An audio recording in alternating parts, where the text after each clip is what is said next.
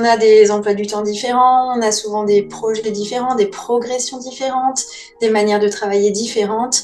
Et là, s'ajoute une nouvelle contrainte avec le fait de travailler avec les enseignants du premier degré qui ne sont pas sur le même lieu de travail que nous. Ce cahier arrive comme une aubaine avec vraiment une banque d'exercices qui va nous permettre de travailler sur des compétences communes, ciblées, sur lesquelles on n'est pas obligé de travailler dans l'ordre, on n'a qu'à se mettre d'accord sur les compétences à travailler et piocher simplement dans les banques d'exercices qui sont proposées avec des textes communs. Ça, c'est quand même très important pour bâtir des références communes, mais qui vont permettre aux élèves de travailler de manière différenciée, soit en soutien, soit en approfondissement. Le cahier est aussi conçu pour nous permettre de travailler de manière efficace avec un groupe d'élèves qu'on ne connaît pas forcément. Donc là, on a vraiment des compétences variées, différenciées et qui pourront être mises en commun entre les élèves des différentes classes. Si on a 5, 6, 6e, ils auront quand même travaillé tous sur les mêmes textes et ils auront travaillé de la même façon des compétences. Donc ça, pour les élèves, c'est vraiment important et peu importe la méthode de travail ou de progression de leur enseignant, ils auront quand même une base commune grâce aux outils et grâce à la banque d'outils et aux outils proposés dans ce cahier. L'idée, c'est de partir d'un texte commun qui est celui des programmes de 6e et puis de proposer 2 parcours pour ce même texte. Donc un parcours A qui va s'adresser aux élèves les plus en difficulté avec des questions vraiment très ciblées, des questions liées à des repérages du texte, travailler sur les reprises, des réponses assez courtes à donner, avec une tâche finale qui est une tâche plutôt complexe à faire en équipe puisqu'il est plus facile de travailler ensemble et puis avec des objectifs beaucoup plus restreints ou plus ciblés ou plus courts.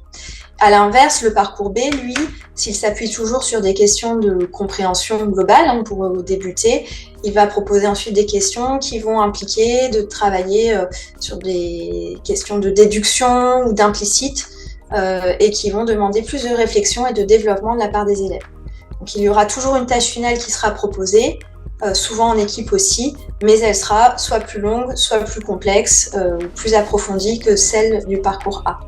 Dans le cahier, on a vraiment voulu faire travailler les élèves ensemble. C'est ce qu'on fait déjà en classe et c'est ce qui fonctionne bien puisque ça leur permet de confronter leurs idées et de tester leur compréhension s'ils n'ont pas compris la même chose.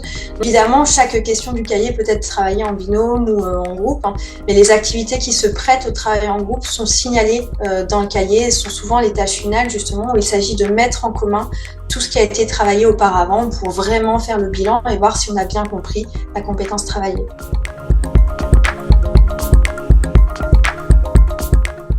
Il est vrai que beaucoup d'élèves arrivent en 6e sans savoir lire ou déchiffrer correctement.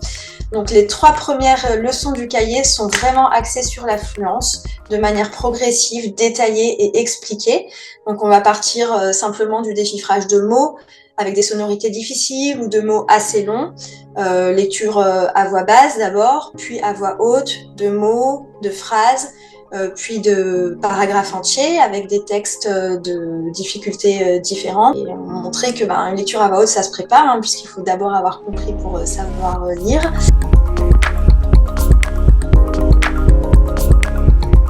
Sur les fiches suivantes du cahier, on partira toujours de questions de fluence pour aborder ensuite des questions de compréhension. Donc sur les 22 fiches suivantes, on va travailler justement cette compréhension à partir d'exercices de fluence sur des passages plus ou moins longs ou plus ou moins différents selon les textes choisis. Et puis ces activités vont déboucher sur une tâche finale qui sera une tâche d'écriture qui permettra justement aussi aux élèves d'évaluer leur compréhension puisque cette fois-ci ils vont devoir réinvestir la notion qui aura été travaillée à travers d'abord l'exercice de fluence puis les exercices de compréhension.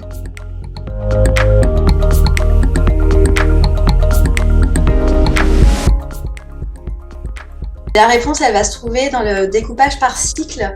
On est dans le cycle 3.